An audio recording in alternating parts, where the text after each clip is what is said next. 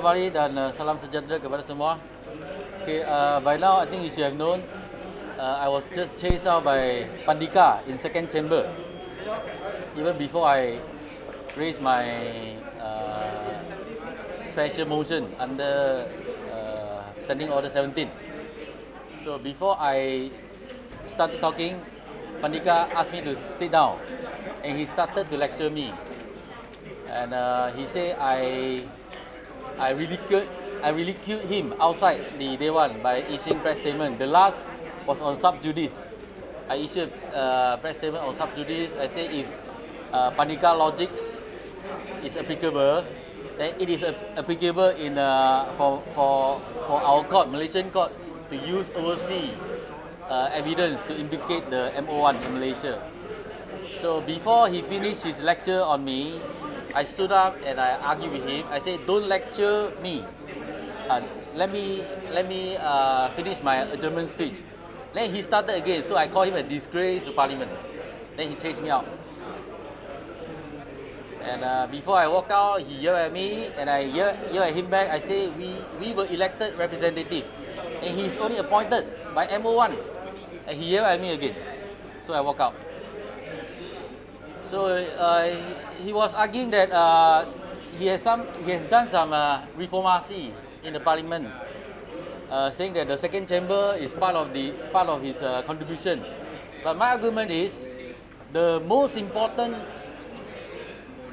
promise made by Pandika was the special committee.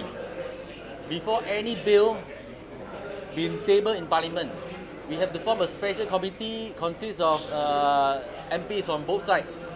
We scrutinize the wording, the draft of the bill before it is tabled in the parliament. But that promise has never been honoured until now. So for that, I say Pandika didn't honour his word. Yeah. Ni was there just now. You want to say something? Actually, when I saw Tan Sri Pandika work into the second chambers, I was quite surprised because, as we know, usually it will be the deputy speakers who chair the proceedings in the second chambers.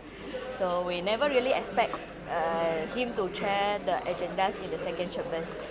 After I finished my adjournment speech and the minister replied, deputy minister replied, supposed to be Lip Eng's terms, Segambut's terms, but immediately he asked Segambut to sit down and then starting his lecture. So I think we are there to actually carry out our duties in the Member of Parliament to raise a point for our constituency.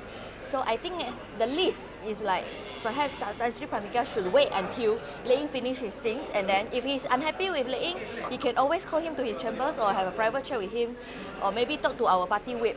I think for him to actually start his lecture on Segambut even before he managed to finish his for him to start his German speech, I think it's like, is he setting out a trap for us to wade into it? That's how I feel it lah. Choras was there as well, because I think the usus of Lip Eng actually is something very important for all the KL MPs, and therefore Choras MP was there. But because of this incident, the speech was not delivered, and of course we didn't get any reply from the minister, from the deputy minister. So it just like a disruption of our functions, like our duties as an MP. Yeah. Terus? Just a short one. I was utterly surprised by the outburst of the speaker. While the dignity of the position of the speaker should be upheld at all times, but also the dignity of a member of parliament should also be honoured at all times. What Lip Eng has said was right. If the speaker felt that the opinion of any member of the House may contradict his personal opinion, he may hold discussion with the fellow member, but not by obstructing the proceeding of an important business in the special chamber. Segambut has raised a very important issue in the special chamber with regard to budget of Kuala Lumpur City Hall. Kuala Lumpur City Hall, the budget is the expenditure that it spends every year is larger than most of the states, and there is lack of transparency on the drafting of the budget as well as the spending of the money of the stakeholders and taxpayers all year round. I think we are all not only taken surprise but regretted the action of the speaker, because he even prevented YB Skambut from commencing his speech and getting a reply in the interest of the public. Did he? I was not there, so I don't know what happened. But I'm very shocked and surprised at the proceeding, and I think the dignity, the decorum of the House must be maintained, not only by members of Parliament, but also by the Speaker.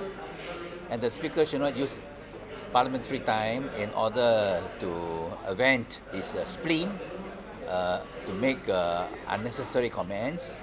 And I think probably what happened in the second chamber was not the most a glorious occasion for this Parliament. And maybe both the Speaker and the MP for Segambut should be referred to the Committee of Privileges, so that the Committee of Privileges can look into this matter, and that the parliamentary chamber do not be turned into a marketplace. But I want to mention something nothing to do with this, and with regard to the fire at the Sultan Aminah Hospital in Johor Bahru today, where it is reported that 6 have perished. I think this is the most shocking, and shouldn't have happened at all in a government in a government hospital, or for that matter in any hospital. The most basic maintenance and infrastructure should have been observed. But it is too soon to look into to talk about other issues. It's the whole question. Of course, we want to send our condolences to the family members of the bereaved, while undoubtedly a full investigation, a full and speedy investigation must be conducted. And the DAP Johor Chairman, Lu Chin Tong, has flown down to Johor Bahru. Our MP for Kurai, Nia Chin, will be responsible for keeping tab on the developments. And we hope that this is an indication of a breaking down of the various systems in the country. And it is not a good sign. It's not a healthy sign. And there's a need for the minister to come to the House immediately, tomorrow itself, to give a full report on what happened in the Johor Bahru Sultan Aminah. I hope that the minister will come and give a ministerial statement tomorrow. Tomorrow is Wednesday, and if not, I will submit a question for the ministerial question time on Thursday on this urgent matter. Want to say anything? Okay. I think at the moment we still don't know the cause of the fire, but however, I think there's a few things that our minister should clarify as soon as possible, such as when was the last time they carried out the fire protection inspection and also examination, and also when was the last time the hospital and all the staffs carry out the fire drill exercise, because I think that is very, very important.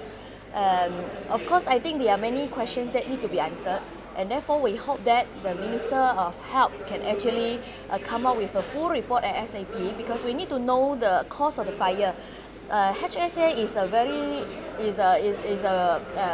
is a hospital that actually we have mentioned that it urgent upgrades. So there are speculation outside there. Was the fire caused by old equipments, or because there was no upgrades, and therefore they caused the fire? Could have the fire been prevented if sufficient allocation were given to HSA?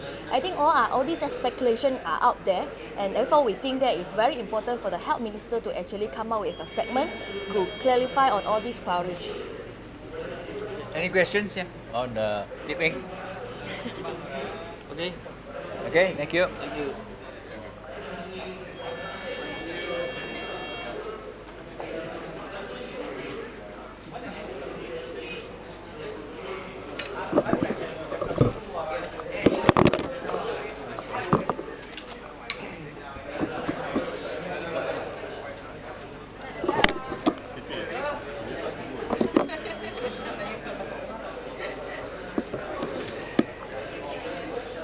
Wait, dia cerita pasal apa benda